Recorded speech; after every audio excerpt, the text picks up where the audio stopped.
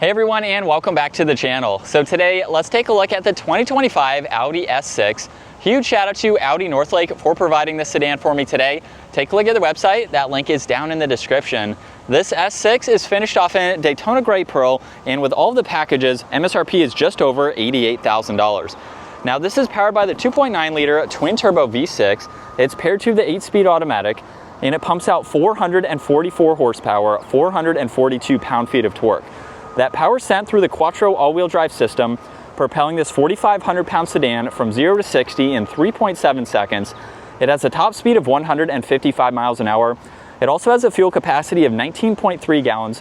You'll expect to see 19 miles per gallon in the city and 27 out on the highway. This also has a wheelbase of 115.3 inches. Its overall length is 195.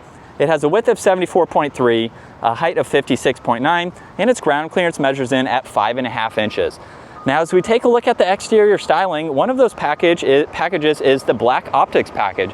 So you'll notice a lot of gloss black, minus being on the Audi badge, which is interesting to note. But it's on the entire surround for the hexagonal grille. It's also on the trim accents within the grille, where you'll notice there's a forward-facing camera, parking sensors too, and then sensors for distance pacing. Now you'll notice there's some large inlets in the lower section along with more gloss black trim accents, and then there's LEDs for all of the lighting and then headlight washers located just underneath those. And then you'll see two distinctive lines coming down the hood meeting the top of that grille very nicely. Now this model also has the S Sport package, so that provides it with these massive red brake calipers along with the two-tone wheel there. You'll notice more gloss black on the power folding side mirrors that have a camera and a turn signal. It's on all of the window trim, and then it's on the front section of the roof, where this does have a sunroof. You'll notice two really nice lines and edges running down the side. There's one just underneath the side mirrors, and then just above that gas cap there leading to the back, where this has LEDs for all of the lighting. There's the backup camera, all of the parking sensors, and then this has the sport exhaust, the quad tip dual exhaust there with the chrome tips. And then you can use the button on the key fob or the electronic button up underneath to gain access to the cargo space, where you have a pretty good amount of space. There's a storage bin on that left side. You do have some space underneath, but it's mainly for the spare tire there. And then there's also a hook up top so you can place some items. You can also fold down the back seats. Now you do have to go around and do that. You can't gain access to that from the trunk. There's also some tie down hooks too, so you can safely secure your items. And then you have two buttons up top where you can just close that trunk or lock the vehicle. Now, if you do lock the vehicle, just grab any door handle and you can unlock and lock it, which is nice. Now, this interior is very nice. You'll notice the carbon fiber, Alcantara, brushed aluminum, and then the red stitching package, which is new. There's also Bang & Olufsen for the audio. You'll notice more of that stitching, along with it being on the seatbelts too. Gives it a great touch with these Napa leather seats. Now, here's the release you can pull on in order to fold the seats down. Of course, you can do that on both sides there. And then at 5'10", there's a pretty good amount of space in the back. You'll notice there's storage pockets. There's vents in the middle. You have all of your temperature adjustments, heated seats, where you'd like the air to go. And then there's also auxiliaries down below. Now at my height, I have maybe an inch and a half or so of headroom, but I can sit upright and be comfortable in the back here. You'll notice right in the middle, there's also the armrest. You have cup holders on the edge of that, and then a little bit of storage right in the middle. You can also fold this middle seat down independently if you need to, which is really nice. And then you have some large cargo windows right there in the back, so you can help better see around that pillar. Now up front, you'll notice more carbon fiber. There's memory seating adjustments, the window controls, side mirrors are also heated too, and then there's a trunk release down below. And then same design for these front seats with the S badge, however. And then there's also a leg support that you can adjust as needed. And then once in, there's a solid and perforated leather steering wheel. But let's start this up, take a listen to how it sounds.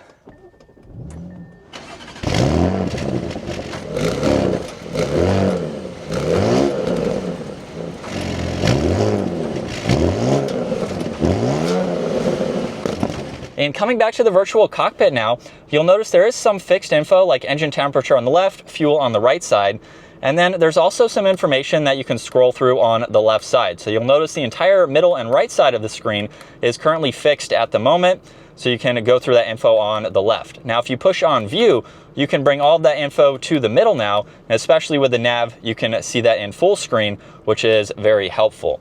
Now on the right side, there's the favorites button, your Bluetooth, volume, tuning adjustments. There's also the paddle shifters, and then your cruise stalk on the left.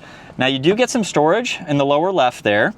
You have your headlight adjustments, one air vent, leather for the dash, and then underneath that, you have two screens. The one on the upper section has all of these icons that you can get into, just depending on what you need to see for the day. There's also shortcuts on this left side, so you can quickly get to all that info. Now, kind of in between the screens, in the lower screen, however, you have engine start stop. There's also shortcuts you can add for your navigation, and then you can shut that upper screen off. And then the lower screen is basically for all of your climates. Fan speed, temperature, where you'd like the air to go. You have heated seats. If you push the three buttons in the middle, that allows you to gain access to your rear and your heated steering wheel as well. Now below that, there's a shortcut for drive select, so you can go into the various driving modes. And then there's also traction control, there's defrosters, and a shortcut to the camera system. So you can pull this up and go through all of these angles. There's also a 3D view, so you can swipe around the vehicle and you still get that top-down view on the right. There's also another shortcut for your driver assistance, so you can go through those. There's power and volume along with tuning. You have cup holders and a 12 volt. This is how you put the vehicle into reverse. You have drive, and then you can also shift here or with the paddles. Now there's the e-brake behind that, and then you have wireless charging with auxiliaries and a little bit of space in the center armrest, and then plenty of storage in the locking glove box. And then up top, there are garage door buttons, and then dome lights and controls for the sunroof and sunshade. Those are both power operating. And then here's a look at visibility.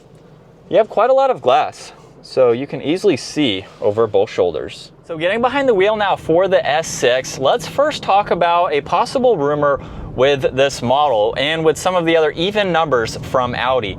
This might be the last year for the combustible engine for the S6. It might be going to the E-Tron after this. That's not confirmed. Would be very interesting to see. Maybe the S6 just isn't quite as popular of a seller, but this is possibly the last year for this. So if you're looking for this size sedan, you want some of this power that it has to offer, it's a really good option to go with. Now let's put it into dynamic mode, and we have the ability to shift with the paddles here. It definitely sounds pretty good. It's not crazy loud,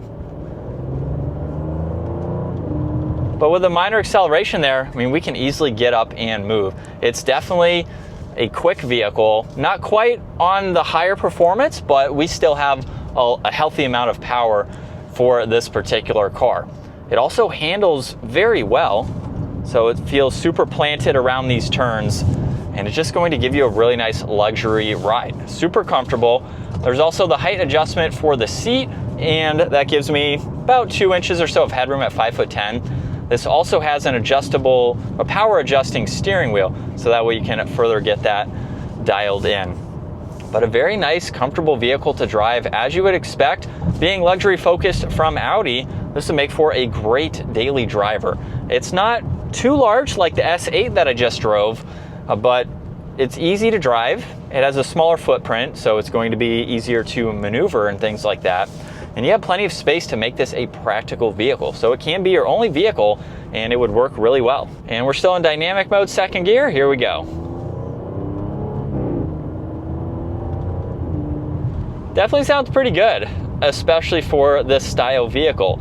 But this is what it's like to be behind the wheel for the S6. As you can tell, we haven't gone, or it hasn't gone to that large curved screen that a lot of the Audi models are now incorporating. And like I said, this may be the last year for this particular model. So if it does convert to the E-Tron, I'm sure that'll have all the latest tech from Audi.